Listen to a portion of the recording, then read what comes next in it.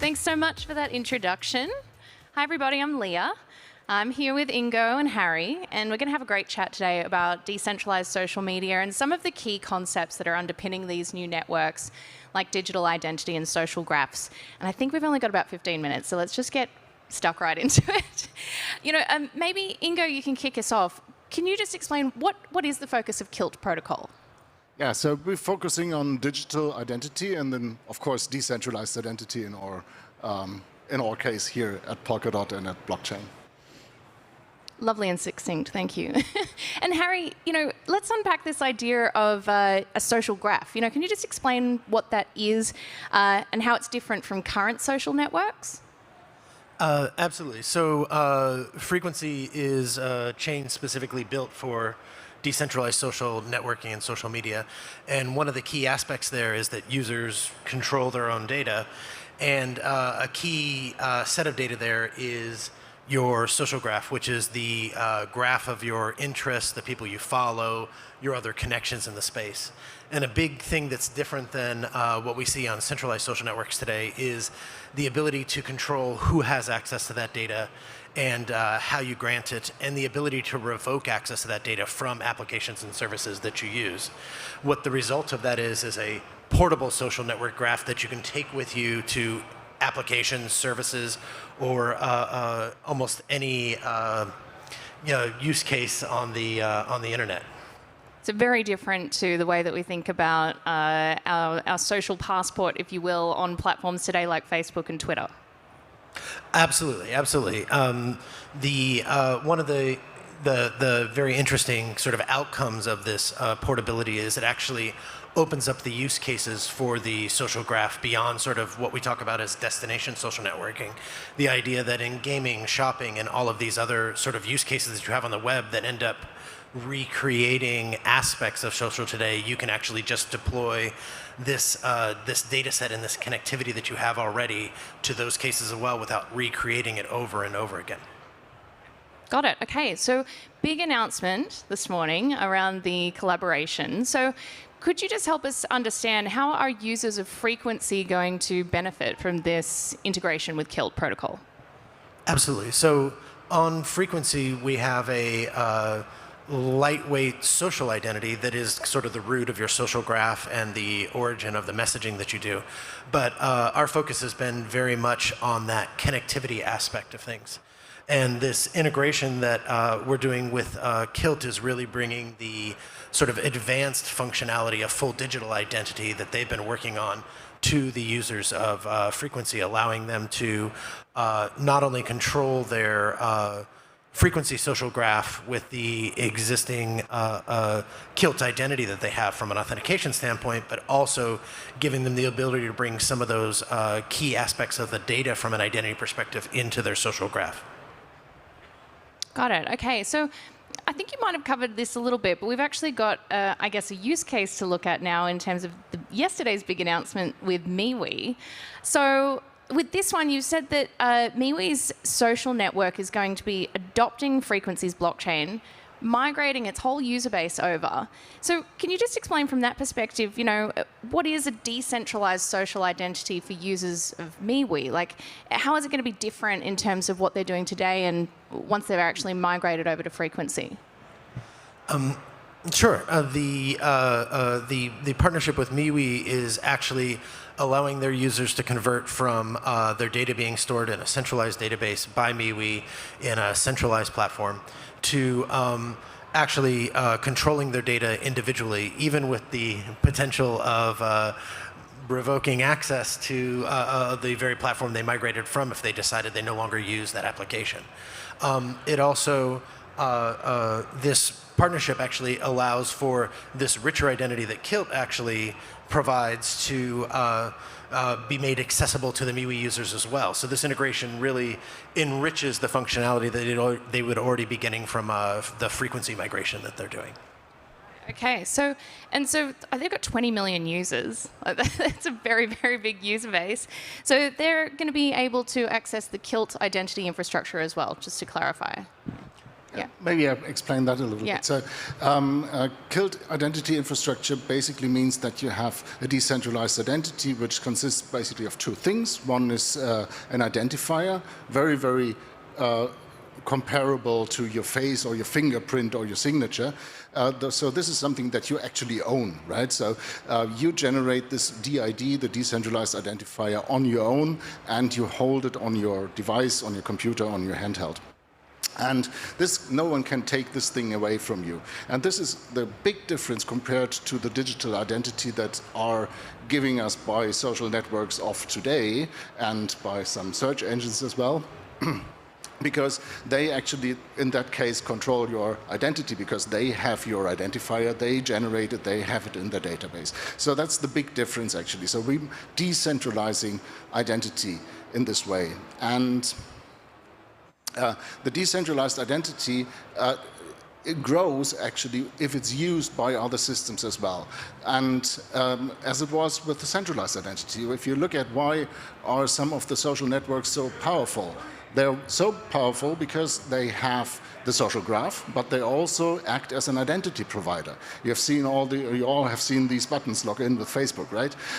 When you press such a button, you're actually getting into a relationship with Facebook you maybe didn't even want to because you use a new service, but your login is actually dependent on Facebook then, right? So they could potentially shut it off. And if you want to shut off your connection to Facebook, then you shut off your connection to all the others. So this is what you don't want. So to get back into control, we have to decentralize the identity provider. And this is actually exactly what we are announcing here today. Together with Frequency, we have the social graph and we have the decentralized identity provider, which is implemented now as a palette and can be used by any of the Polkadot parachains. Actually, I'd love to just zoom out for a sec, right? Because I think people talk a lot about decentralized digital identity, even the concept of identity itself. And I guess maybe we take it for granted in terms of how complex this idea is. What do people still get wrong about what digital identity is? Yeah, so very often people think identity is this little plastic card which was given to you by the government. Actually, this is not the case. Actually, it's just the plastic card and not your identity, because your identity starts with your face and your fingerprint and your signature, and then it goes on with what you have learned, what you have achieved, what you can do, what you cannot do. All these things are part of your identity. And in the real world, we normally represent these things first, the identifier, actually with our face, which is totally decentralized, right? Because it's mine, right? It wasn't given to me by any government or any institution or company. It's just my face. And then we attach credentials to these things. Like there comes the government and gives me the plastic card. The plastic card has a picture of my face on it. So it's issued by a trusted entity and I can do things with it, but it's always linked to my identity. And I hold this plastic card, right? So I decide where I use it, for what I use it, and for what reason I actually show it.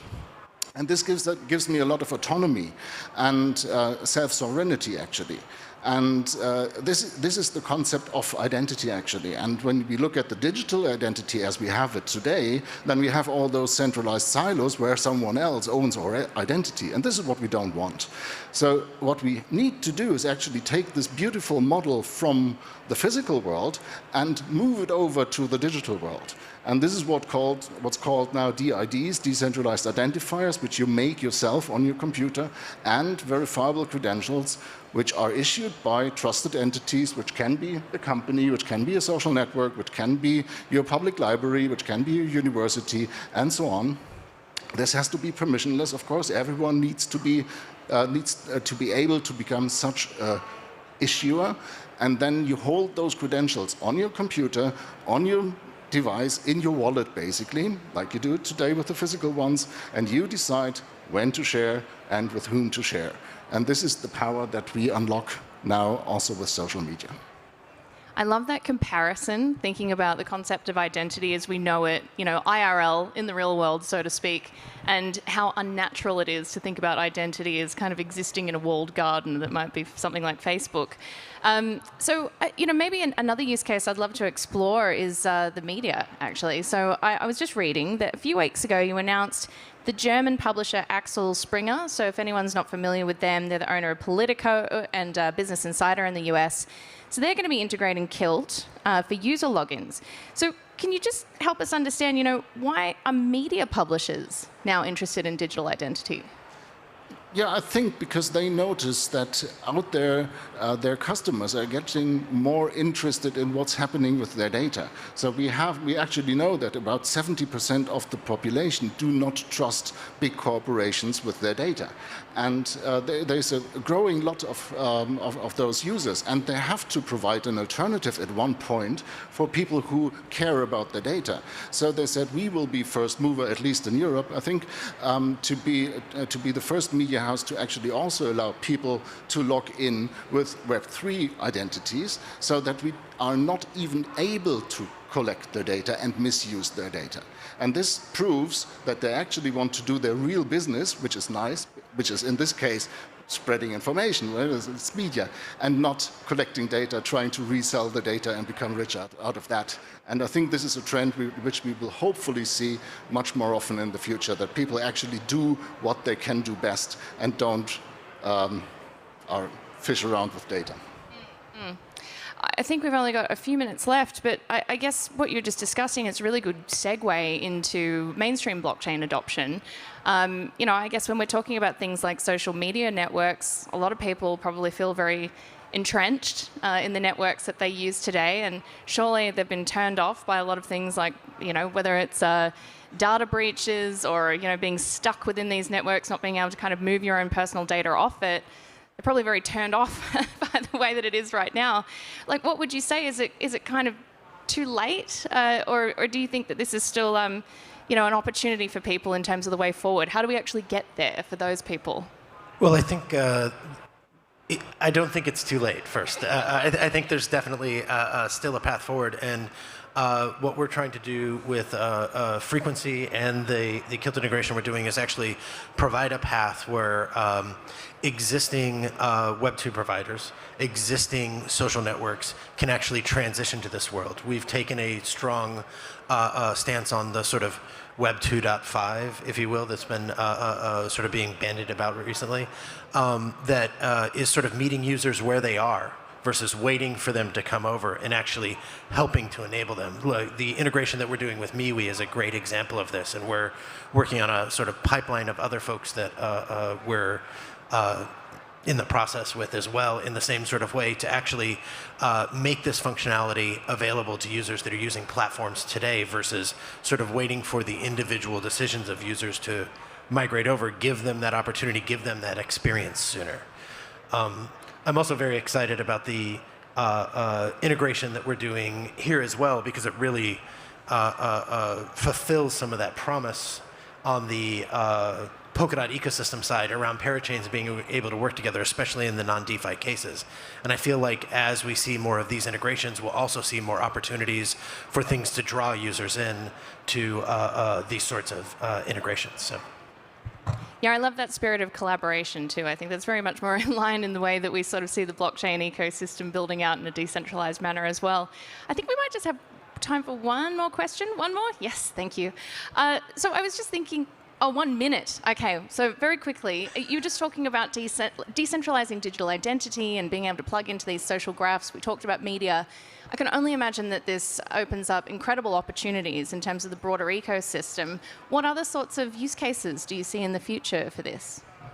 Do you want to take that first? Yeah, for the decentralized identity provider, I mean, this is now open to all the parachains. And of course, we talk as parachains because the Polkadot ecosystem invites us very much to collaborate, right? We're not competing, we're collaborating.